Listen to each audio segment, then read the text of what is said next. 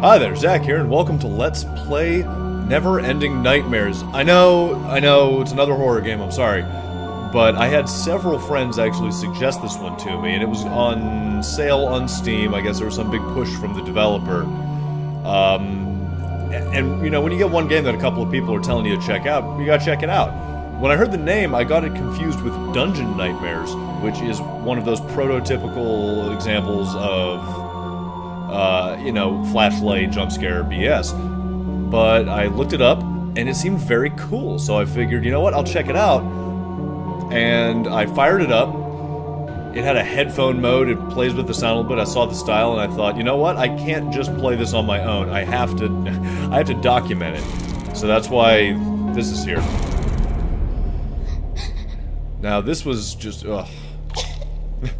It looks like, I guess it's like a, it looks kind of like a Flash game. But, I mean, look at it, like, you don't see a game like this. This is so, it's just so freaking cool. It's literally, as far as I can tell, I mean, with a few exceptions that pop up here and there. Now, the controls are a little odd, I should say as well, because there's no mouse controls. It is only, it's pure keyboard. But if you'll notice, with the occasional exception, so far I've run into, like, you can see the doorknob here has some color to it. Everything other than that, for the most part, is purely black and white. Like, the shading is done via density of lines. There's a little bit not quite done that in some of the extra shadowy spots, but I mean, look at it. It's just such a neat, I just really like it. And naturally the sound, because as I've said several times, sound is critical to a horror game. And they are very good spatially. You know, everything is just done very well. I don't know what the plot is. We got some creepy-ass paintings going on up here. Little homeboy getting lynched over there next to the general. Some sort of locked, chest, I guess. Some vases over there. Some vases, yeah. Not never, but I'm not quite sure where I can move and where I can't yet, because like I said, I'm just starting to get the hang of this. One issue I have been having is not being 100% sure what I can interact with and what I can't, because to me, like, that looks like I should be able to interact with it. Am I wrong? It looks like I should be able to pick up the piece of paper, but I can't, so whatever. And we got a family portrait down here, which will haunt me in my dreams. I should say, for those of you, you know, playing games at home, the more monitor you have, the more it makes a big difference. Because I used to play everything on my my MacBook, dock it into a monitor. Something like this is just like, it doesn't feel right, man. Like, the eyes are just, it's fucking creepy, man. I love it. All right, and I think that. Oh, that looks like freaking, it's so hipstery. Like, that's what that looks like, doesn't it? Like he's sitting there drinking, like, this is a St. Bernardus 12 ale. Or something like that, I don't know.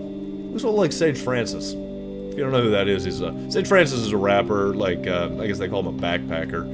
Really conscious-minded. Very, very good, though. Check him out. This is as far as I got in my own playthrough. I got to this room. Because I noticed that I felt that having a candle on the bookshelf slightly irresponsible. Let's see here. Yeah, no, I don't know why they put this in here. I can't really do anything with it. I know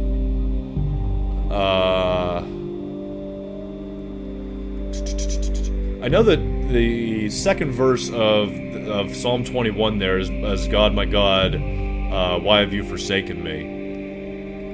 I sort of know my Psalms. I mean, it's been a long time since I've read the Bible.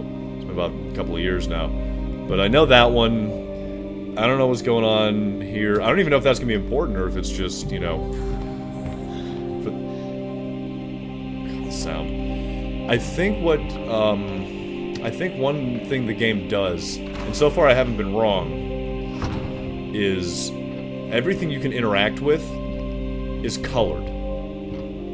Like, everything's black and white, but when something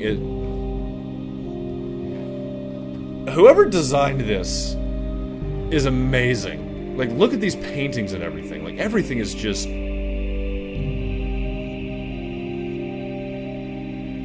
Okay. There's the shape of a man on the other side of this screen.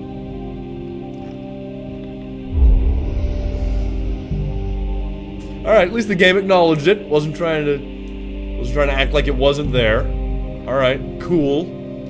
Nothing there to check out, alright. Got General Franco over there, cool. There's several kinds of scares in a game. There's several kinds of ways to be scary in a game. And, you know, horror is one of my favorite genres, just in general. I've always read horror books, you know, when I was a kid, and Goosebumps was fairly new at the time. Show my age. We read Goosebumps and Fear Street, I read... Ooh! Ah! Haha! Alright. Cool.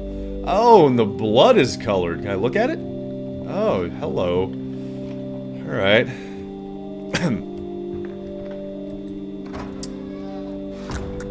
Liking you. Liking this.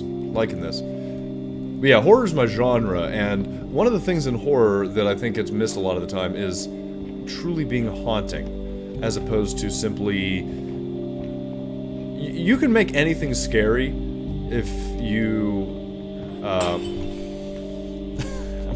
I'm way too jumpy.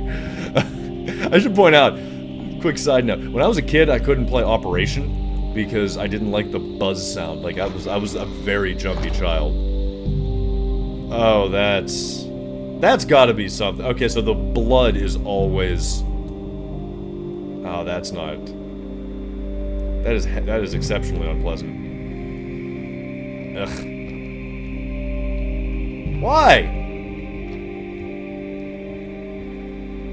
Oh, and I love his face. He's got that... those two little lines just give him this great weathered feel to him. He just looks... Look how he, like, his eyes flit around.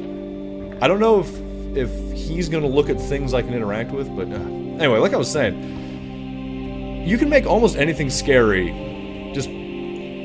I just noticed, are those skulls all over the walls? Those are fucking skulls all over the walls. Alright, fine. Really want this shit to be haunting. Alright, cool. You know, you can make almost anything scary simply by virtue of, just making stuff jump out. I mean, you know, a ball pit at an amusement park or a McDonald's could be scary if shit jumps out at you. But to make a game haunting can make such a difference, and oh, this... I'm outside. I mean, you know that, but I'm outside. I don't know if I'm supposed to be outside. Being outside feels like something that should have happened later, like after I did some things, like leaving the house. Maybe not. Maybe this is where I'm supposed to be. Because I just... Alright. Little candle there. Whoa. Alexander Bruce. Haza al-Habi. An old app. This is both very old and very infrequently used. I like it. Trivia. No one has died in this town in the past 160 years. Whoa. Oh, hello. Who's at the big gravestone? Gabby, no.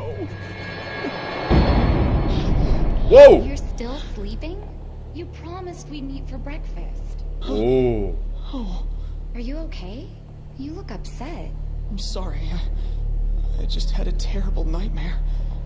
I dreamt you were dead. A never-ending nightmare. That's silly. I'm fine. Besides, Oh. you always promised you'd take care of your little sister.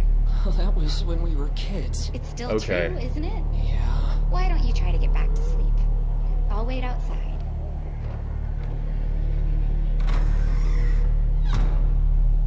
Well, obviously I'm not going to go back to sleep. Because... Oh, and the music just got a lot worse. Much more ominous. Alright, I think I... Shit.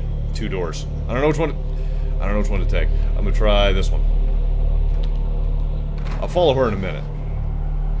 Check this one out. Alright, it's just... Oh. Oh, shit! Oh, we got some TOOFAS. Some TOOFAS. In the SINKAS. Alright, I'm going to make a prediction about the game now. I'm gonna say that the sort of the way this game works is I progress a given chunk of it and then keep going back to the bed, and then the point of the game is to get like everything sorted out for that final awakening, I guess. If that makes any semblance of sense. But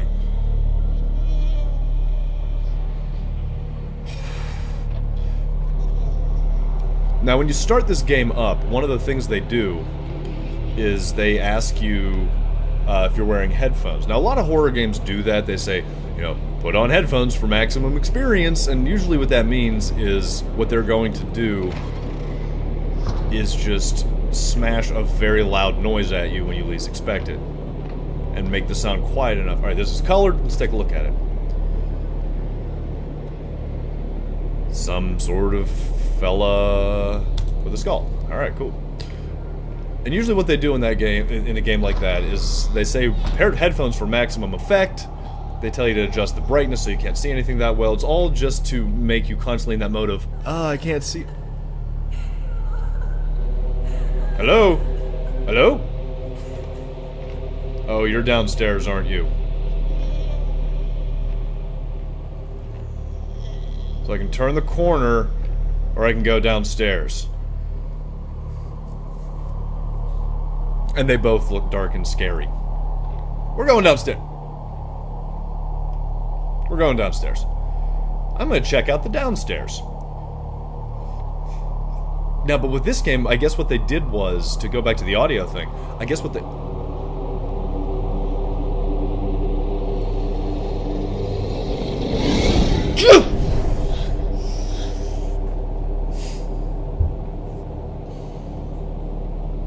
There was no reason for that to make me jump. There was no reason. Nothing happened.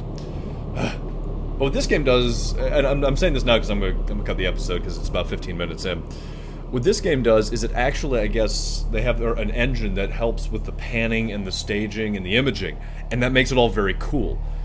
Because it sounds amazing. It doesn't sound like just too...